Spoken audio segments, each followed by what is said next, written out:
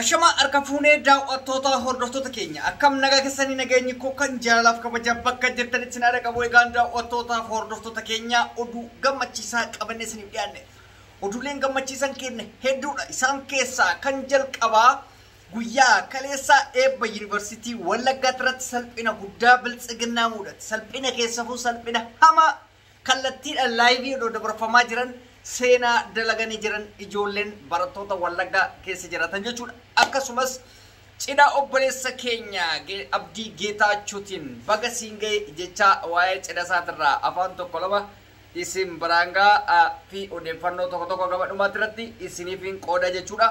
Guyyaa kaleessaa barattoonni yuunivarsiitii Wallagaa seenaa guddaa Oromoo biratti dalagan.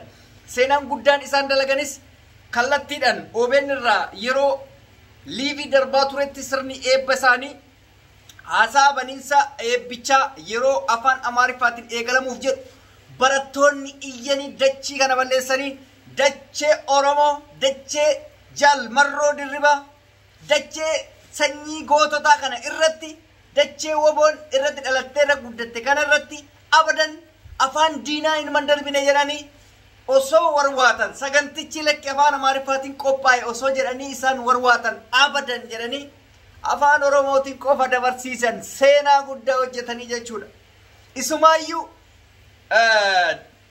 itti gaafatamaa yuunivarsiitichaa baay'ee dallanee qophiin qophaa'e Amaariffaan waan ta'eef afaan Oromootiin waan dubbannamu hin jiru jedhee baga guyyaa kanaan isin ga'e qofa jedhee madirakicha irraa gadi bu'e. Salphina isaanii immoo rabbi barana bilxiginaa salphisuuf kallattiidhaan laayivii darbaa ture akkuma gaafa Muhammad Deeksisoo san akkuma gaafa Muhammad Deeksisoo san salphina isaanii rabbi qabuudhaaf waan sin ajaa'iburraa kallattiin taraa ture jechuudha. Iyyanii barattoonni dachii kana balleessanii silaa isaan dachee Jaalmarroo Dirribaa keessa jiru dachee gootonni Oromoo meeqa keessa jirtu keessa teettee afaan diinatiin dabarsuuf deemti akka babbaashii yaaddii. Barana rabbiin bakka deemtee baratti bilxiginaa watan aydiiga uummata Oromoo aydiiga gootota keenya hojjetee jira dhugaa rabbiiti. Dhiigni uummata Oromoo dhiigni keenya qabsaa'ota keenya bilxiginaa irratti hojjechaa jira. Halkanii guyyaa riba dhabde isa qofaa miti abbo har'a guyyaa har'aa jechuudha. Ibsa ejjennoo jedhanii waan burjaajaa tokko waan itti zoor aduun ka aduun isaanitti dhiite warra aduun itti dhiite warra maalii ibsa wallaahi maraatee jira namichi kun isa akira. Abiyyi kun maraatee jira neqqalee jira baduuf hoomuu sanaaf. Namni ibsa ejjennoo waan baasu dhabee warra aduun itti dhiite Itoophiyaa maalii jette bar ibsa ejjennoo an dubbisee naa galuu hidhamuma hin naasoosan. Asiin ijoollee waraana jedhee leenjisee guyyarraa leenjarii itti maalii godhee itti uffisee kana yaasaa oola. Asiin immootu salphina adda addaa isa mudata. Itoophiyaan rakkoo keessa galtee kana guyyaa tokko keessaa baatti obsaan dabarsina maalii yoo jedha Itoophiyaa nama dhuunfaan se'e. Barna ajaa'iba. Osoo har'a kaleessa uummata Oromoo biratti qabatanii har'a kun hundi isaanii mudatu jechuudha. Rabbi ammallee bakka jirtanitti salphina malee gaarii keessa hin argin.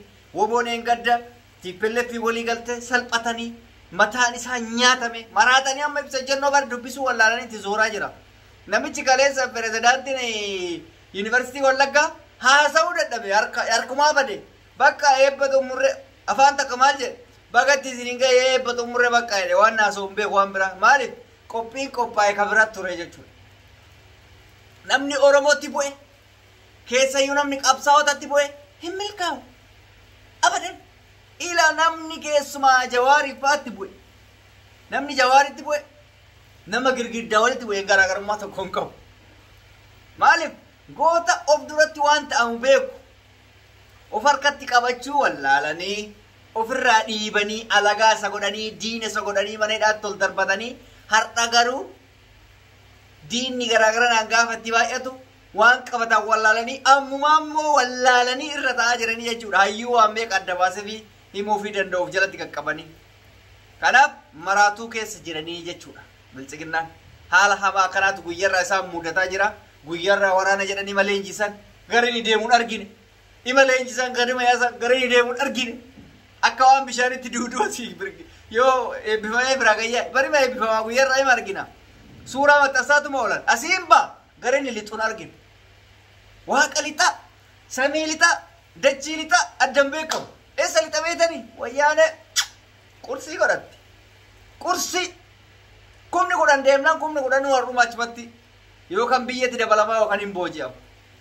Haala kanaan waraanni isin guyyaallee jitu garuu biraa deemaa jechuudha. Kana haalli keessa jiru itti aansee obboleessi keenya abbaan miskiinaa jechuu hin danda'ama. Abdii Geetaachoo nama jabaa argitee miskiina gargaaruun ijoollee hiyyeeyyii harka qalleeyyii gargaaruun beekamu guyyaa har'aa cidhaa guyyaa gaa'ila isaatii guyyaa kanaan baga si ga'ee baay'ee tokko siif jaalladheen jira natti tolee jira hiriyaa keenya baga siin ga'ee irra deddeebiidhaan siin jedha cidha gaarii horaa bulaa deebanaa lama ta'a ciisaa sadi ta'a kaa sinin jenna namni kaa addunyaa kanarra kan jiraatuuf jireenya maatii ijaarrate sana booda jiru ofii oofachuudhaaf waan ta'eef kuni waan guddaadha waan amantiin keenyallee jaalatudha baga jaartii fuutee yookaan warra fuute siin jenna siif gammadeeraan reediin akka dhuunfaa kiyyaatti akkasuma hordoftoota kiyya wajjiniinu akka siif gammannu abdii guddaa qaba jechuudha. Jaartiin ta'e jaartii nama kaayyoo akka keetii qabu rabbi siif haa godhu siin jedha. Kanuma siidhaawaa warri wali fuudhallee wal fuudha wal ambashaa nu nyaachisan obaasa nu tafsiisa amma har'a akka waan cidha sanitti argametti ilaala. Baay'ee Abdii Geetaachoo ilaalcha siyaasaa osoo hin taane ilaalcha oromummaatu keessa isaa jira.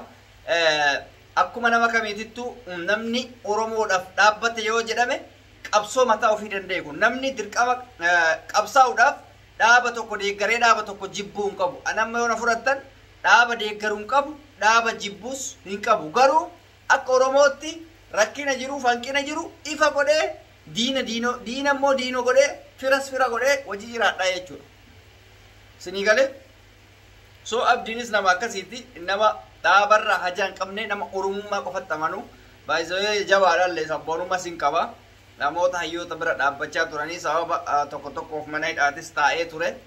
Baga rabbi hunda san keessa si dabarsee bultii kana akka qajeelatti gadhaabattee itti jiraattuuf kanaan si ga'ee siin jedhaan reediin Aadam Tuubii. Egaan daawwattootaa fi hordoftoota keenya isinillee namoonni fuudhii rabbi guyyaa kanaan isin yaa ga'u kan fuute mootu kan fuute horadhu yoo dabalatu barbaades dabaladhu suni mirga keetii kanuma isinii dhaaba akka odeeffannootti jechuudha. Baay'ee gaafa dura baradhu bucaa kanaa walaloo wayiitu dubbise walaloo sanirraa natti tole walaloon isaa waa'ee ummata kaabaa kana balaaleffatu irratti xiyyeeffata ture. Anillee waan jara waa'ee hin jaalanne waan balaaleffadhuuf achirraa wal baraa dhufne cidha keetirratti sila argameeniti tola warra argames numa waan ta'eef ulfaadhaa galatoomaa faaya uummata oromootiin faayamteetiin waan san goote daawwattoota hordoftoota keenya qophii kiyya xumureen jira guyyaa biraa walitti deemna nagaa naa tura akka tasa haaraa taatee hordoftoota subscribe gochuun maatii koo ta'uu immoo hin irraanfatiin viidiyoo keenya like gochuun hin irraanfatina nagaatti.